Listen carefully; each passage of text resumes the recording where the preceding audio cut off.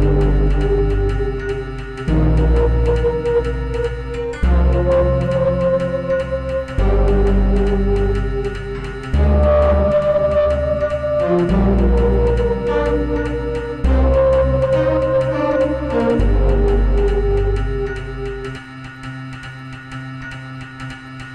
bienvenue au Sale Show, on se retrouve aujourd'hui pour parler de l'UFC Vegas 62, donc avec pour main event Alexa Grasso contre Viviane Araújo. Main event féminin, on revient de une semaine de pause, une semaine avant où il y avait eu aussi un main event féminin, mais on prépare du lourd là pour l'UFC 280. Heureusement d'ailleurs. Hein. Heureusement, ouais. Est-ce que c'est excusable? Est-ce que machin? Bon, c'est un autre débat. Pas pour moi. Mais dans l'ensemble, quand même, il y a eu des bons combats, des beaux KO. On a commencé la soirée avec Pete Rodriguez contre Mike Jackson. Mike Jackson qui passe à 1-2, qui était à 1-1, qui a un record assez bizarre, on sait pas trop ce qu'il fait à l'UFC. Et Pete Rodriguez qui est assez prometteur, donc ouais, Mike Jackson, tu disais.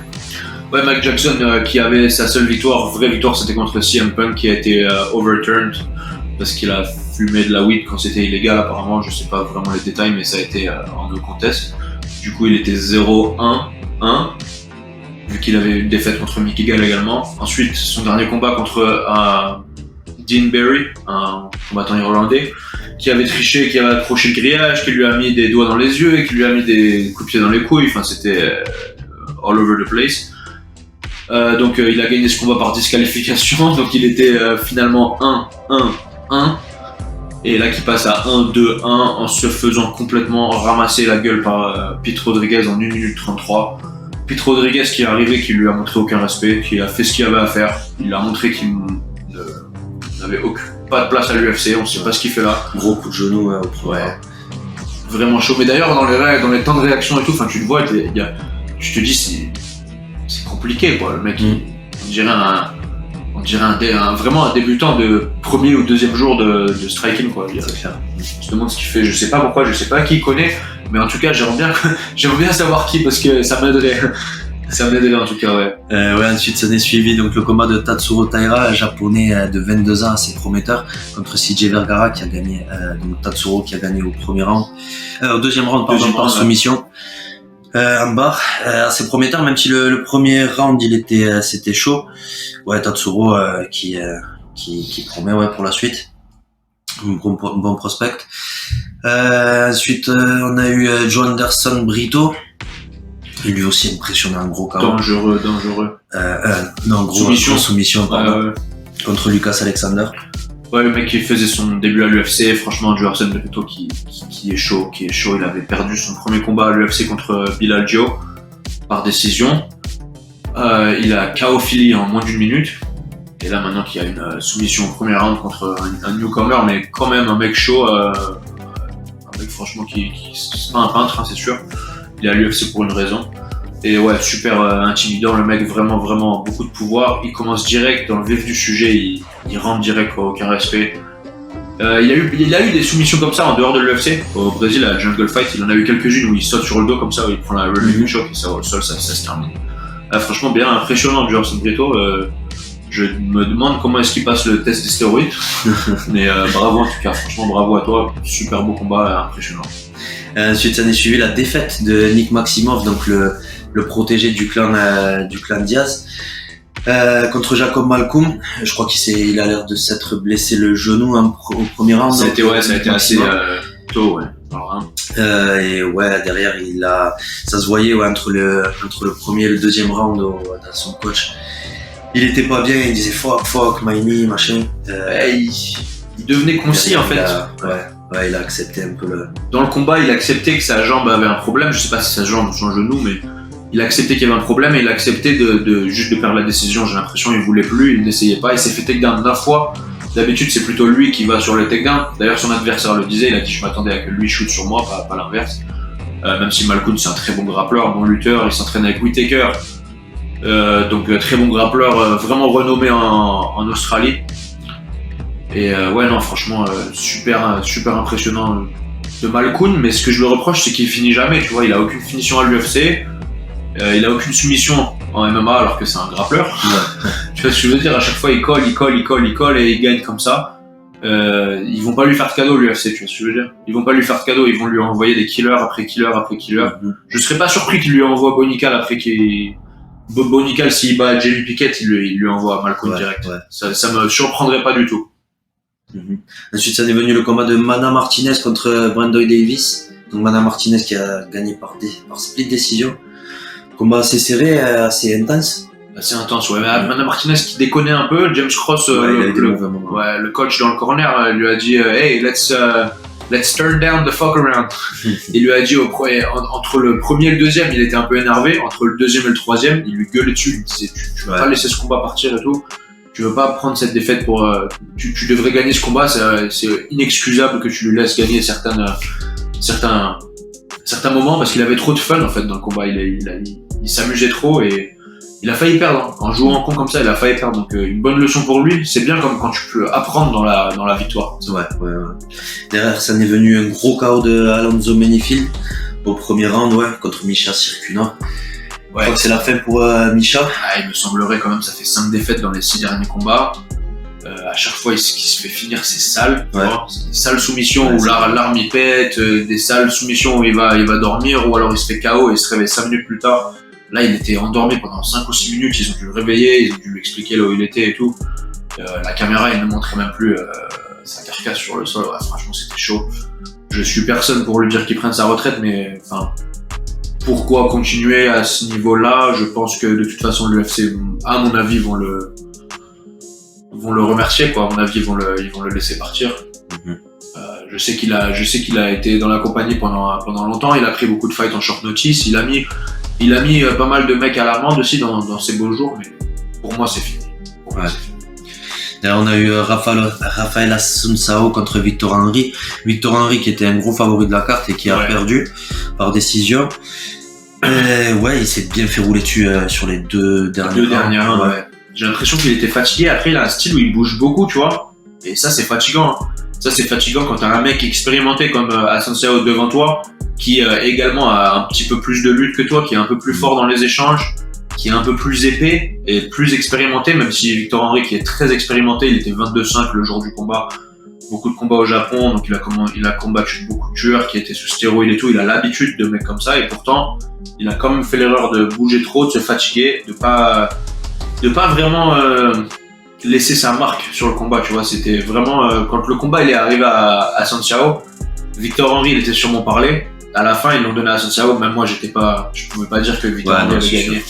Assunção a gagné, quoi. Il a été plus imposant, on va dire. Et donc il avait fait son camp à Extreme Couture pour ce camp-là. J'ai vu sur Instagram le coach de Extreme Couture qui met sorry for your parlays. Désolé pour vos combinés. Désolé pour vos combinés, et ça m'a bien mis la haine, que c'était le seul combat de mon combiné qui est pas passé, mais bon, c'est pas grave. Derrière, on a eu Dusko Todorovic contre Jordan Wright. Une grosse guerre aussi, gagnée par Dusko au deuxième round, au Grand Impound. Donc Jordan Wright qui est un peu, je sais pas si c'est le cardio, l'endurance, mais il a un peu lâché en fin de deuxième. Et donc grosse victoire pour Dusko. Bravo à lui. Le truc avec Jordan Wright, c'est qu'il avait un très beau record dehors de l'UFC. Je crois qu'il arrive à l'UFC à 11-0. Je sais qu'il venait d'une famille très riche. Il a commencé le MMA un peu tard, mais il s'est vraiment mis à fond. Il a assuré plein de combats sur le circuit régional.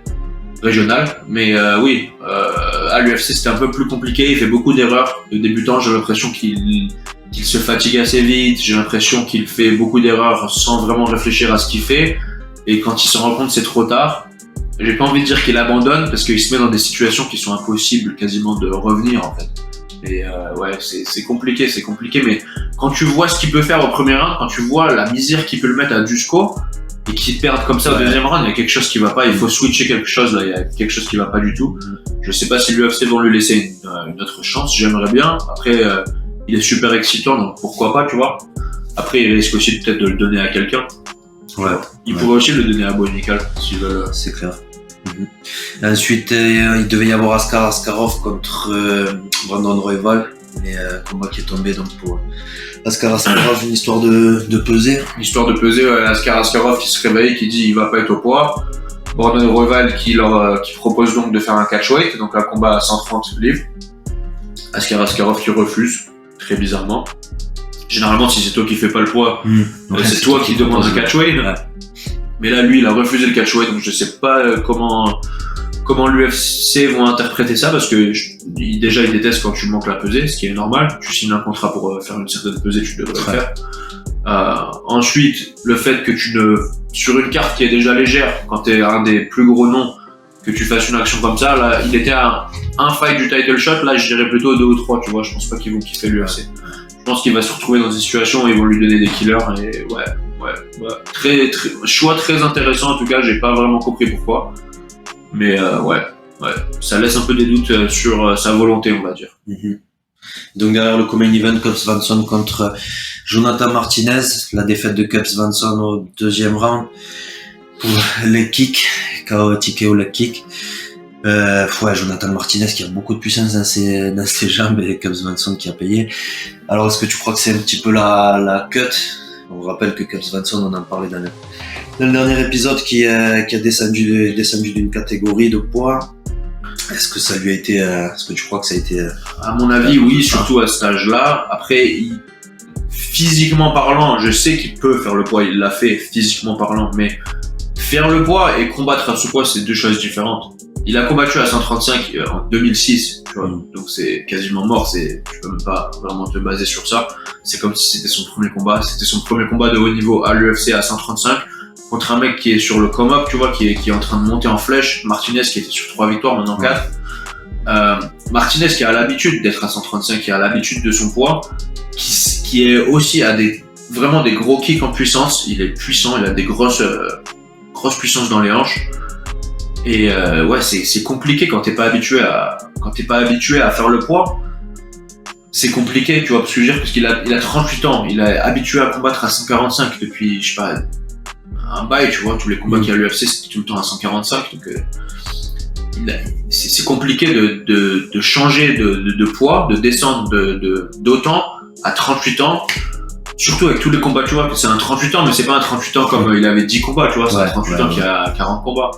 Donc ouais, non, je pense qu'il était un peu affaibli, tu vois, ça se voyait d'ailleurs, il était mince, il était quand même plus mince et plus petit que Martinez, alors que Martinez, tu vois ce que je veux dire. Le jour de la pesée, il était horrible. Horrible, il parlait pas en interview, ça lui a pris 5 mois apparemment d'arriver dans une fourchette où c'était ok de commencer le cutting pour faire 135. Donc ouais, c'est compliqué. Moi je dirais 1 ou 2 combats peut-être en plus pour Cobb, mais je pense pas que ce soit fini, mais plus à 135, hein. Je dirais qu'il faut remonter à 145 si j'étais sous coach. Ouais.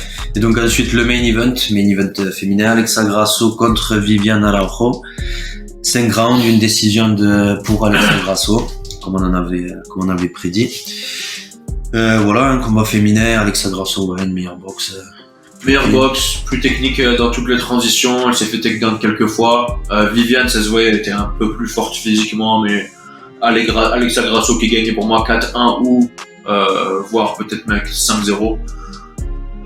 Beaucoup plus technique.